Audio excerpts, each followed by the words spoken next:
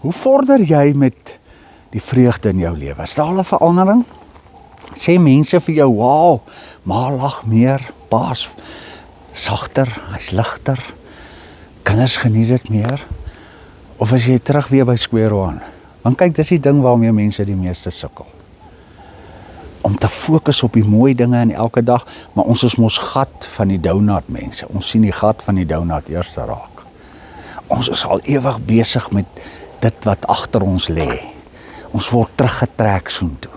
En die derde ding vanmôre wat Paulus vir Filippense kom sê om hulle lewensvreugde, daai energie, the energy to love, om op te staan. Ek sien vanmôre my kleinkind, jong, hy hol soos 'n opwenmuis, hardloop hy's besig, hy's hierso. Dis die lekkerste ding op aarde om te lewe. En ek sit daar en ek sê vir myself, as ek maar net 'n 8ste van dit het wat hy het. Maar weet julle, dis moontlik. God gee hierdie vermoë vir sy kinders om energie en lewensvreugde te hê tot die dag wat hulle doodgaan. Al is jy hoe oud, al is jy hoe siek, al is jy wie. Hoe gaan dit met jou? Ons praat vanmôre oor die derde een. Dit is nogal 'n baie interessante een waarmee Paulus oor die Filippense praat en vir hulle sê, moenie ophou om te gee nie. Hy sê dit bring lewensvrede. Kom ons kyk bietjie wat sê Paulus daaroor.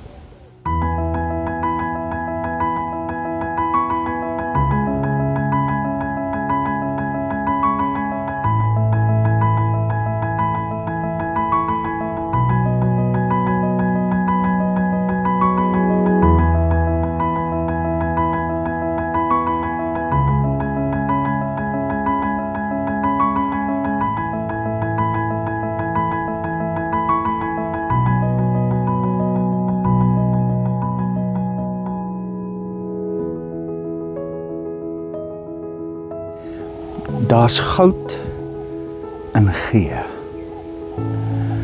En dis 'n moeilike ding, want dit gaan mos maar meestal oor me, myself en I in die wêreld waarin ons leef.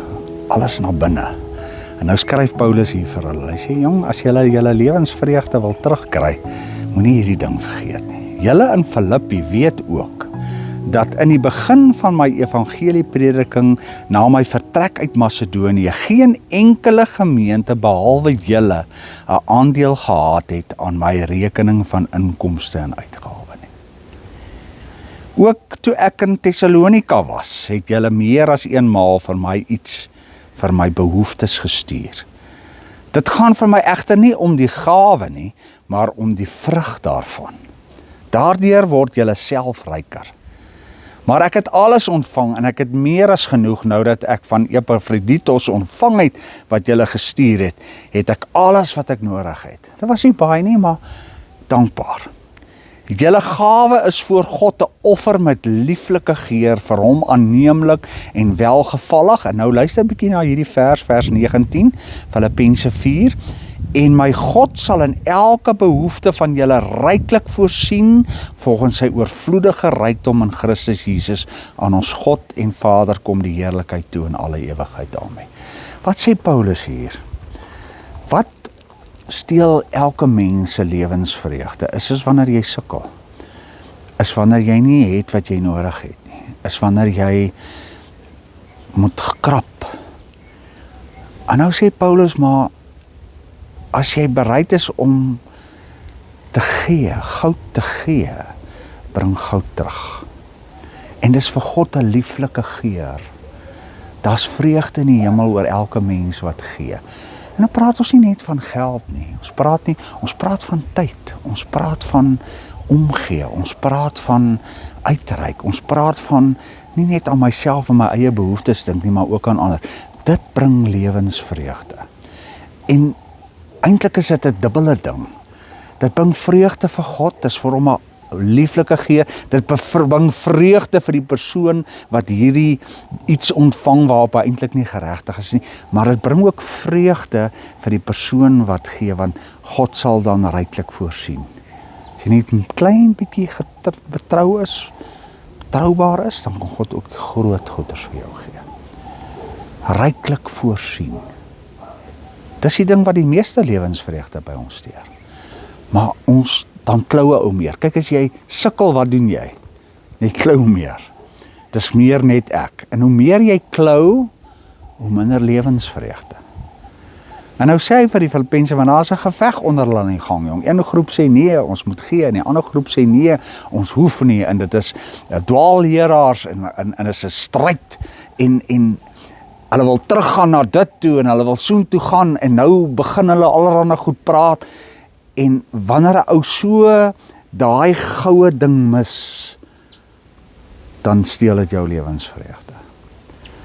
Gaan lees bietjie Filippense, en dan vra jy vir jouself, waar is jy met hierdie ding?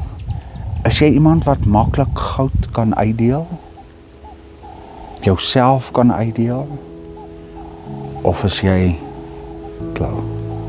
Dit gaan jou lewensvreugde steel. Dit gaan later net hierdie ou klein wêreldjie wees, waarna net plek vir jou is. En hoe kleiner die wêreldjie is, hoe meer druk, hoe meer vasgehou, hoe meer nie los nie, hoe meer nie vry nie, hoe minder lewensvreugde. Hoe meer kan jy eintlik nie deel word van die koninkryk van God nie. En dis wat ware vreugde bring is. I'm part of something bigger. Ek is aangeteken in die hemelse annale. God sien my raak. Ek is meer as wat enige iemand dink ek is. Ontvang vanmôre die lewensvreugde, energie van God ons hemelse Vader. Amen.